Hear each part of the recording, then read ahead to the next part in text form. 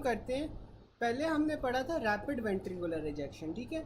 अब जो rapid ventricular rejection थी वो कब हो रही थी, जब आपके पास वेंट्रिकल से आपके पास ब्लड जौन सा है वो अयोटा के अंदर जा रहा था और आपके पास तेज़ी से जा रहा था। और जो रिड्यूस्ड वेंट्रिकुलर रिजेक्शन वो होती है वो कब होती है, वो भी आपके पास वेंट्रिकल से इजेक्शन कंटिन्यू हो रही है लेकिन वो स्लोअर स्पीड पे होती है, ठीक है। इसलिए जो वेंट्रिकुलर प्रेशर है वो आपके पास कम होना शुरू हो जाता है और जो अयोटा में प्रेशर है वो ज़्यादा होना शुरू हो जाता है, ठीक है।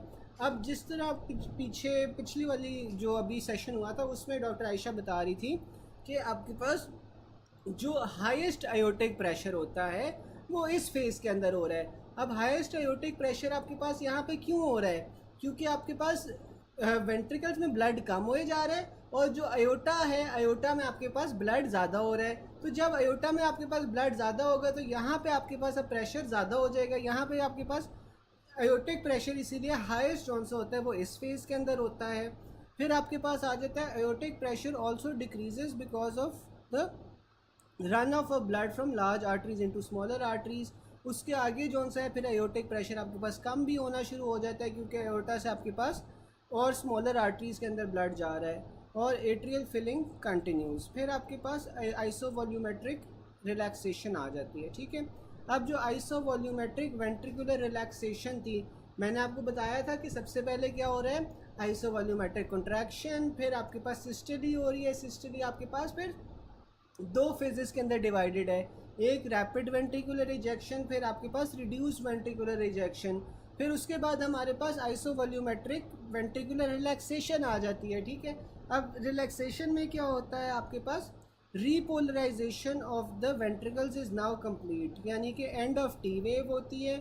The aortic valve closes followed by the closure of pulmonary valve. तो हमने ये भी पढ़ा था कि आपके पास पहले अयोटिक वाल्व बंद होता है उसके बाद पल्मोनिक वाल्व बंद होता है। पल्मोनिक वाल्व थोड़ा लेट बंद होता है ड्यू टू इंस्पिरेशन। अब मुझे कोई बता सकता है कि ये आपके पास जब अयोटिक वाल्व और पल्मनरी वाल्व बंद हो रहा है इन आइसोवॉल्यूमेट्रिक रिलैक्सेशन, तो फिर आपके पास हार्ट साउंड कौन सी प्रोड्यूस होगी, कोई बता सकता है? फिर आपके पास कौन सी हार्ट साउंड प्रोड्यूस होगी?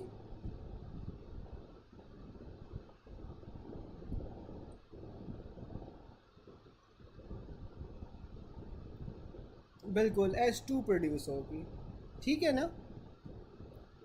अब closure of semilunar valves correspond to second heart sound, वही उसने बात कर दी। फिर inspiration delays closure of pulmonic valve and this causes splitting of the second heart sound. Ventricular pressure decreases rapidly because the ventricle is now relaxed, ठीक है। तो हमने पढ़ा था कि जो आइसोवॉल्यूमेट्रिक रिलैक्सेशन होती है उसके अंदर वेंट्रिकुलर प्रेशर कम होना शुरू हो जाता है, जबकि जो वॉल्यूम होती है वो कांस्टेंट रहती है क्योंकि सारे के सारे वाल्व्स जो से हैं वो आपके पास क्लोज्ड हैं। A blip in the aortic pressure tracing occurs after closure of aortic and is called the dicrotic notch या इंसिसुरा, ठीक है। तो जब आपके पास aortic प्रेशर कम हो रहा होता है after the closure of aortic valve, तो आपके पास एक ब्लिप प्रोड्यूस होती है जिसे आप डायक्रोनोटिक नॉच भी कहते हो। ये आपके पास प्रेशर डिफरेंसेस की वजह से होती हैं। ये जब आप लोग कार्डियक साइकिल पढ़ोगे, या उम्मीद है आप लोगों ने शायद पढ़ ली होगी, डॉक्टर फराह ने आपको पढ़ाई होगी, तो जब आपके पास प्रेशर एकदम से रिड्यूस होता है ना, तो तब ये आपके पास जौन सा है डायक्रोनोटिक नॉच या इंसिसरा जिसे आप कहते हैं वो प्रोड्यूस होती है, ठीक है। फिर आपके पास रैपिड वेंट्रिकुलर फिलिंग आ जाती है। अब जो रैपिड वेंट्रिकुलर फिलिंग होती है इसमें क्या होता है, अब रैपिड वेंट्रिकुलर फिलिंग में आपके पास क्या होगा, मैंने पहले बताया था कि आइसोवॉल्यूमेट्रिक रिलैक्सेशन के बाद क्या आता है, डायस्टली आता है, और डायस्टली के अंदर ही आपके पास ये फिर रैपिड वेंट्रिकुलर फिलिंग हो रही होती है, ठीक है।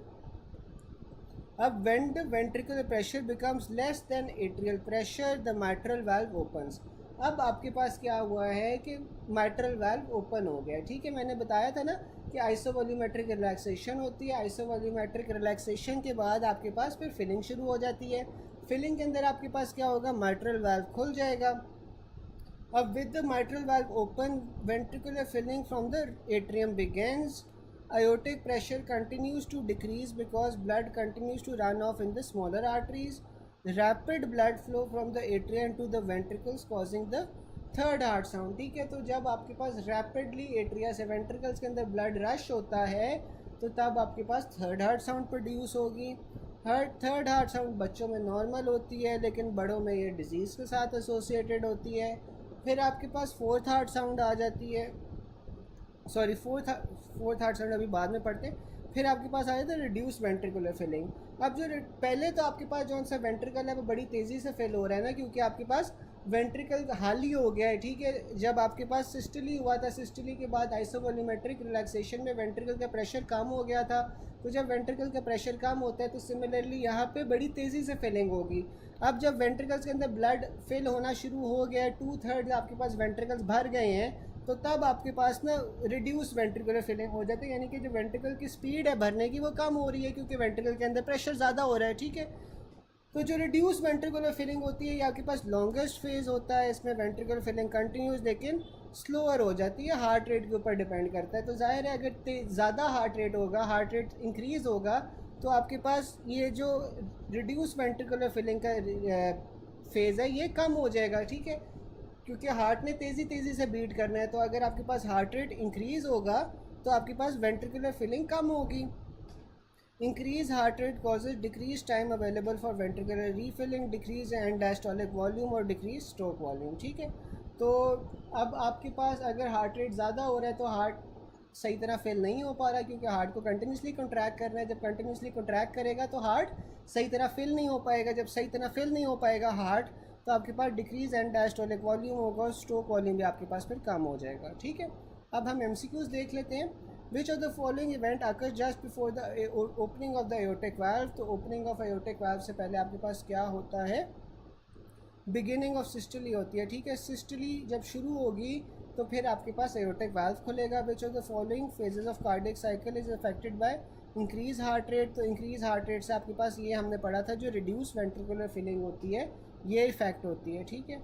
फिर आपके पास आ जाता है सेमील्यूनर valve opening during which stage of the cardiac cycle? तो जो रैपिड इजेक्शन फेज़ होता है, सिस्टली में जो पहला फेज़ था रैपिड इजेक्शन, उसमें आपके पास सेमील्यूनर वाल्व्स खुलते हैं। During cardiac cycle recording monitor will show V waves of atrial pressure occurring in isovolumetric relaxation phase।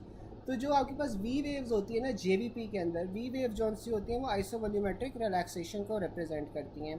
During which of the following phases of cardiac cycle does ventricular pressure rise but ventricular volume remains constant? तो आपके पास ये isovolumetric contraction phase होता है। Highest ventricular pressure and low ventricular volume is present in rapid ejection phase. Cardiac cycle में आपको dicrotic notch is due to rebound of aortic valve. The dichronotic notch in JVP occurs due to the closure of aortic valve. During the portion of cardiac cycle when calcium be entering the ventricle cells via slow channels is rapid ventricular ejection. तो जब rapid ventricular ejection होती है ना तब आपके पास calcium जौन सा है ना वो एंटर करता है वेंट्रिकुलर सेल्स को। फिर आपके पास आ जाता है सेमील्यूनर valves open during which stage of cardiac cycle? तो रैपिड इजेक्शन फेज में आपके पास खुलते हैं। इन cardiac valves सेमील्यूनर valves open during the rapid ventricular ejection. जो सेमील्यूनर वाल्व्स होते हैं उम्मीद है आप लोगों को पता होगा एओर्टिक और पल्मोनरी वाल्व्स को कहते हैं, ठीक है। A 54-year-old male is seen in clinic with complaints of palpitation and lightheadedness. Physical examination में आपको हार्ट रेट मिला है 200 बीट्स पर मिनट। मैं रिपीट कर देता हूँ। वो बेसिकली यार ये कह रहा है कि जब आपके पास वेंट्रिकुलर इजेक्शन होती है ना, रैपिड वेंट्रिकुलर इजेक्शन, यानी जब सिस्टली होगी, सिस्टली के अंदर ना आपके पास बेसिकली क्या होता है कि कैल्शियम चैनल्स ना आपके पास वेंट्रिकल सेल्स के अंदर ऐड करते हैं, वेंट्रिकल कंट्रैक्शन करवाते हैं। आपको पता है ना कि जब कैल्शियम एंटर करता है सेल्स में तो कैल्शियम क्या करवाता है? कैल्शियम कंट्रैक्शन करवा रहा होता है ना, फोर्सफुली कंट्रैक्ट करवा रहा होता है। तो जब कैल्शियम जौन सा होता है वो एंटर करता है तो आपके पास फिर क्या होता है? सिस्टली का पहला फेज जिसे आप रैपिड वेंट्रिकुलर इजेक्शन कहते हो, ठीक है। इसीलिए तो हम कैल्शियम चैनल ब्लॉकर्स देते हैं ना आपको। जब आपका हाँ वो बीपी ज़्यादा होता है तो तब आप कैल्शियम चैनल ब्लॉकर्स देते हैं ना। तो कैल्शियम चैनल ब्लॉकर्स क्या करते हैं? यही जो रैपिड वेंट्रिकुलर इजेक्शन वाला फेज़ है ना, या सिस्टली का जो पहला फेज़ है, इससे वो कम करते हैं, ठीक है। तो कैल्शियम आपके पास बेसिकली एंटर करता है जब आप रैपिड वेंट्रिकुलर इजेक्शन होती है, ठीक है डॉक्टर हमाद। फिर हमारे पास आ जाता है 54-year-old male is seen in clinic with complaints of palpitation और light headedness. Physical examination shows a heart rate of 200, BP उसका है 75/40।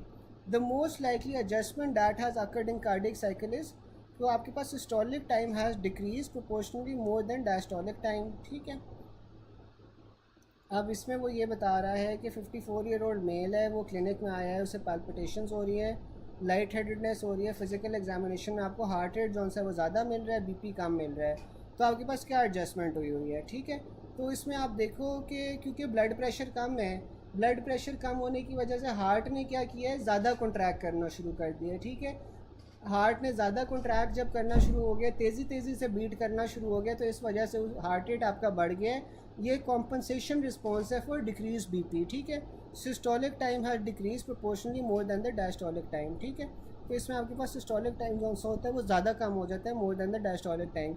इसी तरह आपके पास शॉक में भी होता है ना, जब शॉक में आपके पास ब्लड प्रेशर जो सा है वो कम हो रहा होता है, तो आपके पास हार्ट रेट फिर इंक्रीज़ हो जाता है। During cardiac cycle QRS complex begins slightly prior to the onset of ventricular systole. तो जो QRS कॉम्प्लेक्स होता है ना, वो बेसिकली क्या डिनोट कर रहा होता है, वो आपके पास वेंट्रिकुलर डीपोलराइजेशन को डिनोट कर रहा होता है। तो पहले आपके पास डीपोलराइजेशन होगी, उसी के बाद आपके पास सिस्टोली होगा ना, तो QRS कॉम्प्लेक्स आपके पास वेंट्रिकुलर डीपोलराइजेशन को डिनोट कर रहा होता है। पहले डीपोलराइजेशन होती है, उसके बाद फिर सिस्टोली होता है। तो QRS कॉम्प्लेक्स जो है असल में वेंट्रिकुलर सिस्टोली से थोड़ा पहले होता है। ठीक है, यहाँ तक किसी को कोई चीज़ ना समझ आई हो, यहाँ तक किसी को कोई पॉइंट ना समझ आया हो?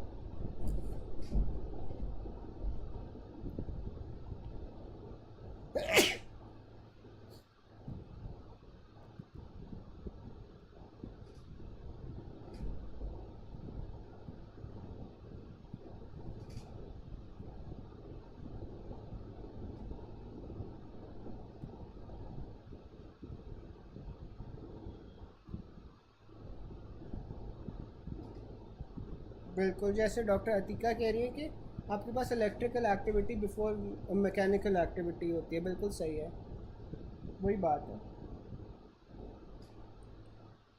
Doctor Haseeb, doctor Amna, doctor Hammad, doctor Fatima, सबको समझ आ रही है अभी तक? डॉक्टर आयशा, आगे चलें।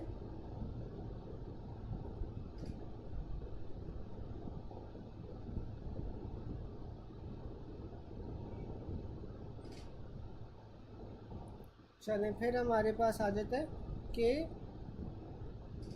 Maximum flow pressure in coronary vessels occurs at the beginning of diastole. ठीक है, तो जो डायस्टोली का बिगिनिंग होती है ना, यानी कि जब हार्ट रिलैक्स हो रहा होता है, जब हार्ट रिलैक्स्ड होता है तब आपके पास कॉर्नरी वेसल्स के अंदर मैक्सिमम ब्लड फ्लो होता है। ठीक है, मैक्सिमम ब्लड फ्लो आपके पास कॉर्नरी वेसल्स के अंदर तब होगा जब आपके पास डायस्टोली का बिगिनिंग होगा या हार्ट जो है वो रिलैक्स कर रहा होगा। जो आयोटिक प्रेशर है वो लोएस्ट कब होता है? आयोटिक प्रेशर आपके पास लोएस्ट होगा आइसोवॉल्यूमेट्रिक कॉन्ट्रैक्शन में। ठीक है, अब आइसोवॉल्यूमेट्रिक कॉन्ट्रैक्शन के अंदर क्या होता है कि आपके पास जो वेंट्रिकल्स होते हैं, वेंट्रिकल्स का प्रेशर बहुत ज़्यादा होता है, आयोटा का प्रेशर बहुत कम होता है। ठीक है, ये इनइक्वालिटी होती है प्रेशर की। इसी वजह से इसके बाद आपके पास फिर रैपिड वेंट्रिकुलर इजेक्शन फेज़ आता है कि जब आपके पास ब्लड हाई प्रेशर से लो प्रेशर की तरफ चला जाता है। आयोटिक प्रेशर मैक्सिमम कब होगा? आयोटिक प्रेशर हमारे पास मैक्सिमम होता है स्लो इजेक्शन या रिड्यूस्ड इजेक्शन फेज़ में। मैक्सिमम वेंट्रिकल आपके पास कब फेल होता है? मैक्सिमम वेंट्रिकल आपके पास फेल होता है ड्यूरिंग रैपिड इनफ्लो। फिर प्री लोड जोन सा है वो डिटरमिन होता है, डिपेंड करता है on the end diastolic volume. ठीक है, अब प्री लोड या एंड डायस्टोलिक वॉल्यूम होता क्या है? कोई मुझे बता सकता है चैट बॉक्स में कि एंड डायस्टोलिक वॉल्यूम क्या होता है?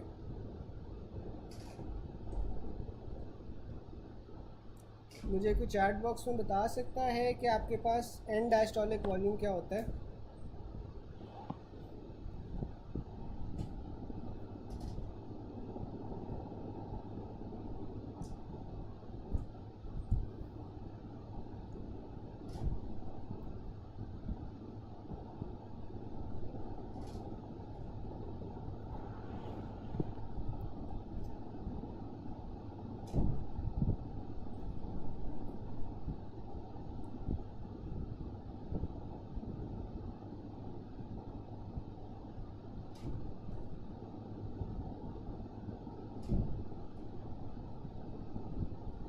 जो एंड डायस्टोलिक वॉल्यूम होता है ना, वो आपके पास होता है amount of blood in the ventricles at the end of diastole, ठीक है। तो डायस्टली के एंड के ऊपर आपके पास जितना वॉल्यूम बच गया है ना, उससे आप एंड डायस्टोलिक वॉल्यूम कहते हो, ठीक है। और प्रीलोड क्या होता है? प्रीलोड भी आपके पास वही होता है कि जो आपके पास हार्ट ने बाहर की तरफ ब्लड पंप करना है, उससे आप प्रीलोड कहते हो, ठीक है। यानी कि जो हार्ट के अंदर ब्लड जमा होगा उससे आप प्रीलोड कहोगे, उससे एंड डायस्टोलिक वॉल्यूम भी कह सकते हो। तो मोर और लेस एक ही चीज़ है, ठीक है।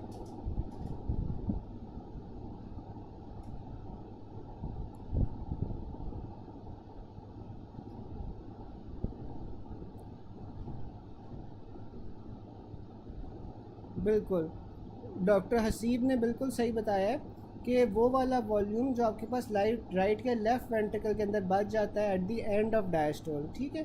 तो डायस्टोल जब ख़त्म हो गया है, डायस्टोली ख़त्म होने के बाद आपके पास जो हार्ट के अंदर वॉल्यूम होगा उससे आप एंड डायस्टोलिक वॉल्यूम कहोगे, ठीक है। और उसी को आप प्रीलोड कहते हो, ठीक है। फिर आपके पास आ जाता है the portion of cardiac cycle when aortic pressure normally will be lowest is during the isovolumetric contraction of the left ventricle। तो आपके पास जो cardiac portion of the cardiac cycle, जब aortic प्रेशर आपके पास नॉर्मली लोएस्ट होता है, तो aortic pressure सबसे कम कब होता है आपके पास? आइसोवॉल्यूमेट्रिक कॉन्ट्रैक्शन में, ठीक है। फिर आपके पास आ जाता है aortic प्रेशर हाईएस्ट कब होता है? तो aortic प्रेशर हाईएस्ट आपके पास कब था? स्लो वेंट्रिकुलर इजेक्शन में। Which of the following values are best indices of preload on the heart? तो वो आपके पास फिर end diastolic volume होता है। During the cardiac cycle, ventricles are filled with blood mainly in which one of the following phases? तो आपके पास जो rapid inflow phase होता है उसके अंदर आपके पास मैक्सिमम वेंट्रिकल्स फिल्ड होते हैं, ठीक है। तो आपके पास जो फिलिंग के फेजेस थे, आपके पास दो फेजेस थे ना जिसमें फिलिंग हो रही थी। वो आपके पास दो फेजेस कौन कौन से थे आपके अभी हमने पढ़े थे? एक आपके पास रैपिड वेंट्रिकुलर फिलिंग थी, दूसरी आपके पास रिड्यूस्ड वेंट्रिकुलर फिलिंग थी। तो जो ज़्यादातर आपके पास वेंट्रिकल होता है वो आपके पास रैपिड वेंट्रिकुलर फिलिंग फेज़ के अंदर ही भर जाता है, ठीक है। फिर आपके पास आ जाता है it also comes as the phase of cardiac cycle with 60% ventricle fill. तो आपके पास वो रैपिड इनफ्लो होता है। फिर आपके पास आ जाता है maximum left ventricular pressure is during the period of rapid ejection, ठीक है। तो जो आपके पास मैक्सिमम लेफ़्ट वेंट्रिकुलर प्रेशर होता है वो आपके पास कब होता है? मैक्सिमम लेफ़्ट वेंट्रिकुलर प्रेशर आपके पास रैपिड इजेक्शन में होता है, ठीक है। रैपिड इजेक्शन के अंदर आपके पास लेफ़्ट वेंट्रिकुलर प्रेशर ज़्यादा होगा। Ventricular filling highest pressure in rapid ventricular phase. Ventricular filling is highest during the first third of diastole, ठीक है। अब आपने इस चीज़ से कंफ्यूज नहीं होना कि जो आपके पास वेंट्रिकुलर फिलिंग का हाईएस्ट प्रेशर है ना, जब आपके पास वेंट्रिकल्स फिल हो रहे हैं, ठीक है, तो वो आपके पास रैपिड फिलिंग फेज़ होता है।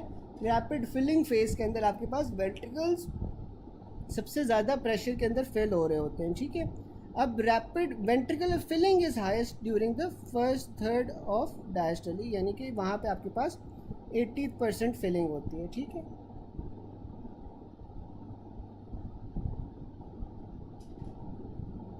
फिर आपके पास आ जाता है coronary blood flow is mainly maintained by myocardial oxygen demand या कंजम्पशन।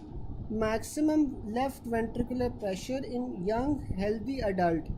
तो मैक्सिमम लेफ़्ट वेंट्रिकुलर प्रेशर कितना होता है? जो आपके पास सिस्टोलिक ब्लड प्रेशर होता है वो 120 होता है। What is the pressure of right ventricle? What pressure of right ventricle does pulmonary valve open? तो पल्मोनरी वाल्व जो सा है आपके पास 8 mmHg के ऊपर खुल जाता है, ठीक है। और जो अयोटिक वाल्व है, अयोटिक वाल्व आपके पास 80 mmHg के ऊपर खुलता है, ठीक है। अयोटिक वाल्व आपके पास 80 mmHg के ऊपर खुलेगा, जो पल्मोनिक वाल्व है वो 8 mmHg पे खुलेगा, ठीक है। Maximum flow pressure in coronary vessels occur at the beginning of diastole. It also comes as highest blood flow per gram of left ventricular myocardium would occur at the beginning of diastole. Which of the following is responsible for AV nodal delay? तो AV nodal delay में आपके पास क्या होती है? Ventricular filling होती है।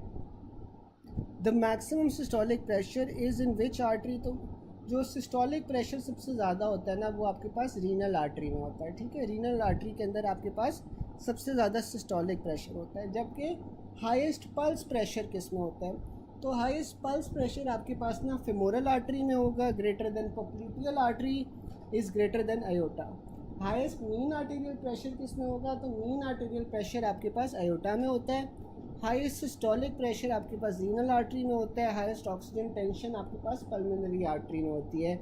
ये ऐसा याद करने वाली ही बातें हैं। मैं फिर से रिपीट कर देता हूँ कि जो आपके पास मैक्सिमम सिस्टोलिक प्रेशर होगा, मैक्सिमम सिस्टोलिक प्रेशर आपके पास रीनल आर्टरी में होगा। मैक्सिमम पल्स प्रेशर आपके पास femoral artery greater than popliteal greater than aorta.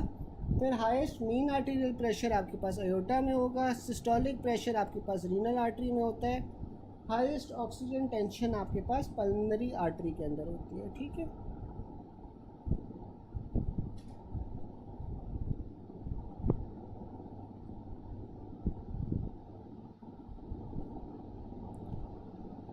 फिर हम आगे चलते हैं। The amplitude of pulse pressure is greatest in the femoral artery. तो जो पल्स प्रेशर का सबसे ज़्यादा एम्पलीट्यूड होता है वो फेमोरल आर्टरी में होता है। मैक्सिमम सिस्टोलिक प्रेशर आपके पास रीनल आर्टरी में था। हाईएस्ट पल्स प्रेशर आपके पास फेमोरल आर्टरी में होता है। और pulse pressure is higher in the peripheral arteries rather than the aorta. ठीक है, तो जो आपके पास पल्स प्रेशर होता है वो आपके पास पेरिफेरल आर्टरीज में ज़्यादा होता है as compare to the iota.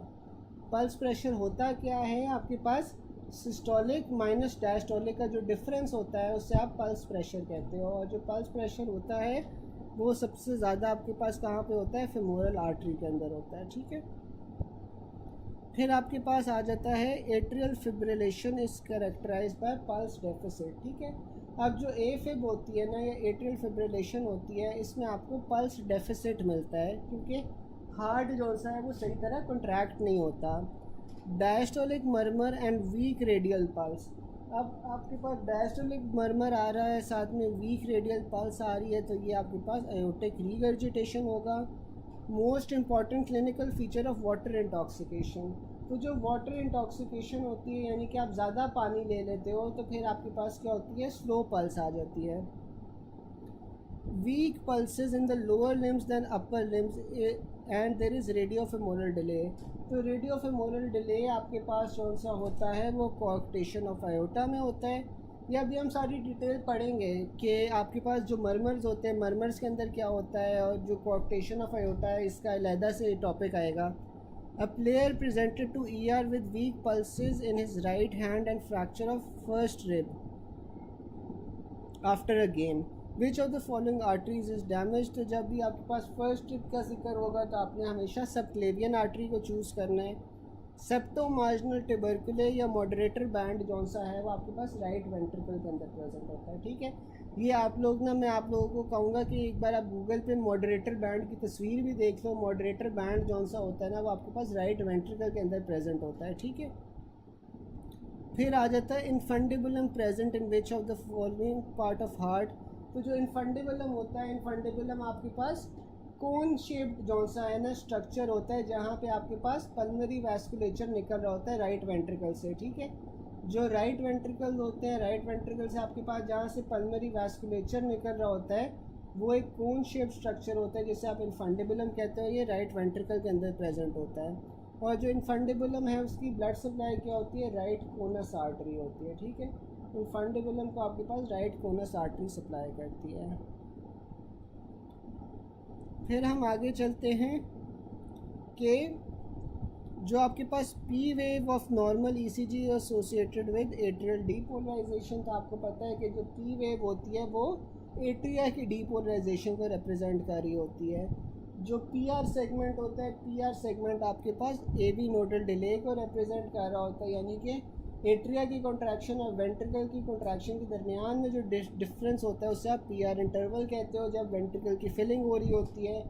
QRS complex कौन सा होता है? उसमें क्या होता है? वेंट्रिकुलर डीपोलराइजेशन होती है, साइमल्टेनियसली एट्रियल रीपोलराइजेशन हो रही होती है। तो QRS कॉम्प्लेक्स के अंदर आपके पास वेंट्रिकुलर डीपोलराइजेशन होती है।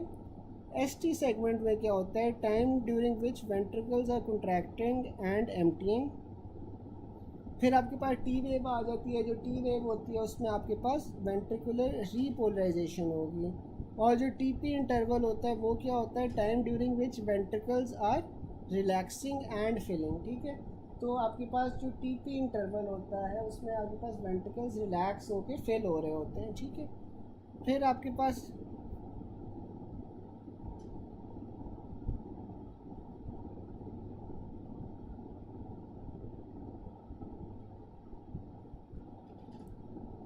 एक सेकंड ज़रा वेट कीजिएगा।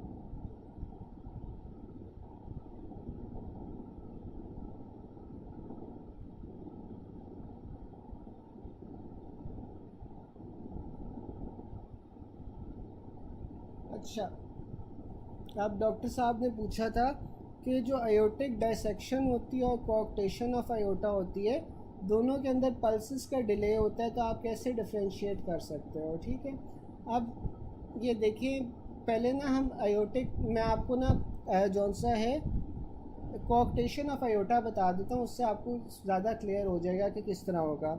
अब जो कोऑक्टेशन ऑफ आयोटा होती है ना, वो आपके पास क्या होती है, आयोटा की नैरोइंग होती है आफ्टर द सबक्लेवियन आर्टरी। ठीक है, अब सबक्लेवियन से ना आपके पास अपर लिम्स जौन से वो सप्लाई हो जाते हैं। जब अपर लिम्स सप्लाई हो जाते हैं ना, उसके बाद आपके पास जब डिसेंडिंग थोरैसिक आयोटा होती है ना, वहाँ पे ये आपके पास कोऑक्टेशन होगी या कंस्ट्रिक्शन होगी।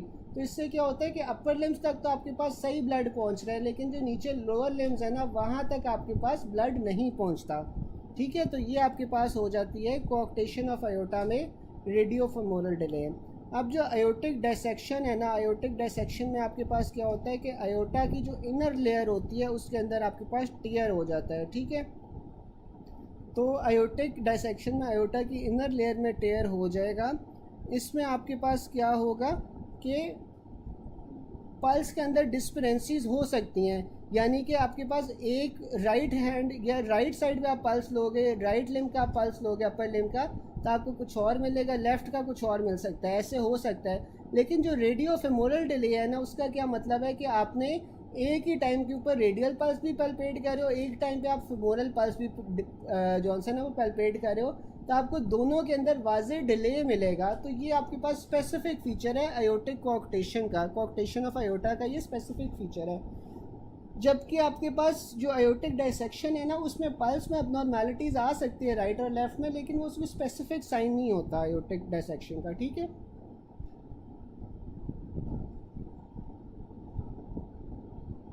डॉक्टर सुबात आपको समझ आ गई?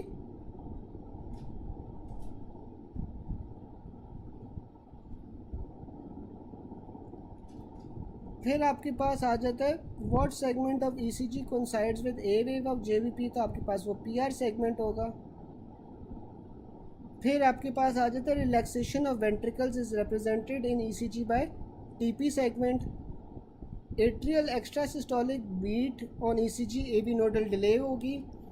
PR interval on ECG denotes AV node conduction. In which of the following atrial repolarization is evident. तो जो आपके पास थर्ड डिग्री एवी ब्लॉक होता है ना, थर्ड डिग्री आपके पास जो हार्ट ब्लॉक होता है, थर्ड डिग्री हार्ट ब्लॉक में ना एट्रिया अपने रेट से कॉन्ट्रैक्ट कर रहे होते हैं, वेंट्रिकल्स अपने रेट से कॉन्ट्रैक्ट कर रहे होते हैं, दोनों के आप दरमियान में कोई सिंक्रोनाइजेशन नहीं होती। तो इस वजह से इसमें आपको एट्रियल रीपोलराइजेशन मिलती है। नॉर्मली जो एट्रियल रीपोलराइजेशन होती है वो क्यूआरएस कॉम्प्लेक्स से मास कोई होती है। ठीक है, लेकिन जो थर्ड डिग्री आपके पास हार्ट ब्लॉक होता है उसमें आपको एट्रियल रीपोलराइजेशन भी मिलेगी। पीआर इंटरवल ऑन ईसीजी क्या होता है, time taken from atrial depolarization to ventricle repolarisation.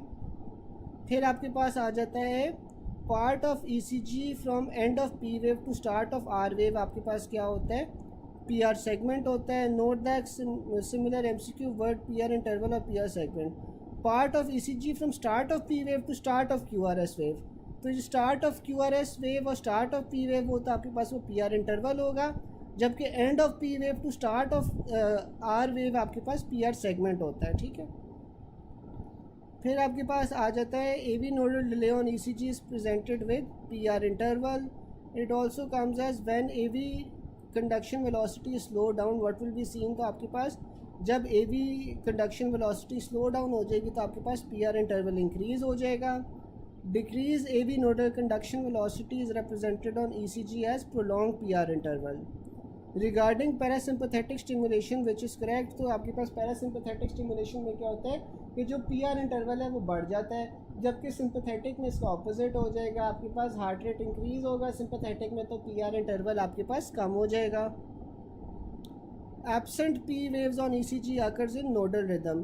तो जो आपके पास नोडल रिदम होता है उसमें आपके पास जब ए वी नोड से आपके पास ये सारा शुरू हो रहा होता है ना कंडक्शन पाथवे, तो तब आपके पास एब्सेंट पी वेव्स होंगी, क्योंकि पी वेव्स आपके पास जो एस ए नोड से शुरू हो रही होती है ना कंडक्शन, जब एट्रिया कॉन्ट्रैक्ट करते हैं तो उसे डिनोट करती है। Absent P waves on E C G which one of the following is not shown on E C G. तो आपके पास वो एट्रियल सिस्टली होगा। Time of E C G starting from atrial depolarization to ventricle systole आपके पास क्या होगा, P R interval होगा। फिर आपके पास क्यू आर एस का सेगमेंट आ जाता है। जो क्यू आर एस कॉम्प्लेक्स है ventricular systole corresponds to on E C G with Q R S complex which of the following represents ventricular systole on E C G. तो आपके पास वो क्यू आर एस कॉम्प्लेक्स होगा। Ventricular systole corresponds to E S E C G with Q R S complex. Complete ventricular systole, जो ventricular systole complete हो जाए ना तो वो आपके पास एस टी सेगमेंट के अंदर वो कंप्लीट हो रही होती है जो वेंट्रिकुलर सिस्टली है। During cardiac cycle, QRS complex begins slightly prior to the onset of ventricular systole. Regarding QRS complex on ECG, which is true, तो आपके पास वो जो QRS complex है वो आपके पास ventricular depolarization को denote करता है। QRS complex occurs at the start of ventricular contraction। फिर हमारे पास आ जाता है wave of depolarization passes from endocardium to epicardium represented on ECG as QRS complex। अब जो ये डीपोलराइजेशन की वेव है ना, डीपोलराइजेशन की वेव आपके पास एंडोकार्डियम से मायोकार्डियम में जाती है, मायोकार्डियम से फिर एपिकार्डियम पे जाती है, यानी कि अंदर से बाहर की तरफ जा रही है जो डीपोलराइजेशन की वेव, और ये क्यूआरएस कॉम्प्लेक्स के ज़रिए डिनोट होती है ईसीजी पे। विच of the following is followed by QRS complex. तो क्यूआरएस कॉम्प्लेक्स के बाद आपके पास क्या होता है, वेंट्रिकुलर कॉन्ट्रैक्शन आ जाती है। Tall QRS complex and lead two on ECG आपके पास क्या शो करता है, हाइपरट्रोफिड वेंट्रिकल्स, ठीक है। तो अगर आपके पास टॉल क्यूआरएस कॉम्प्लेक्स आ रहे हैं ईसीजी के अंदर तो ये हाइपरट्रोफिड वेंट्रिकल को शो करता है, क्योंकि जो हाइपरट्रोफिड वेंट्रिकल होता है उसे ज़्यादा इलेक्ट्रिकल एक्टिविटी चाहिए होगी ना टू स्टिमुलेट या टू कॉन्ट्रैक्ट, तो इस वजह से आपके पास टॉल क्यूआरएस कॉम्प्लेक्स होंगे। फिर आपके पास आ जाता है most important cause of low amplitude QRS complex. तो लो एम्पलीट्यूड आपके पास ओल्ड एमआई की वजह से होते हैं। A 56-year-old working in office felt chest discomfort on auscultation. A murmur was heard on ECG shows QRS complex of 0.18 second deviated at 120.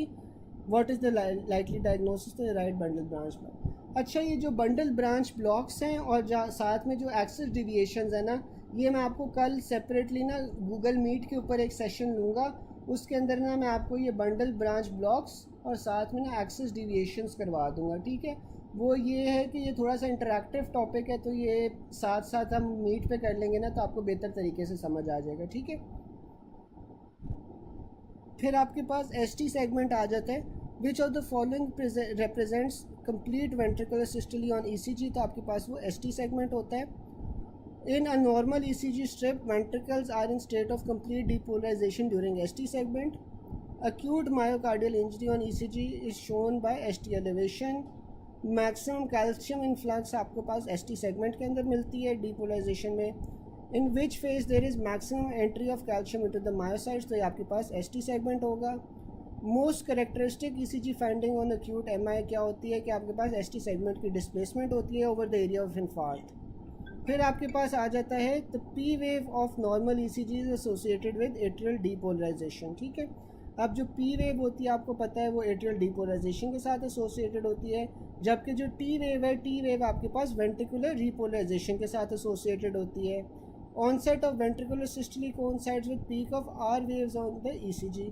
तो जो ventricular systole का ऑनसेट होता है वो आपके पास आर वेव से कोइंसाइड करता है, relaxation of ventricles is represented in ECG by TP segment.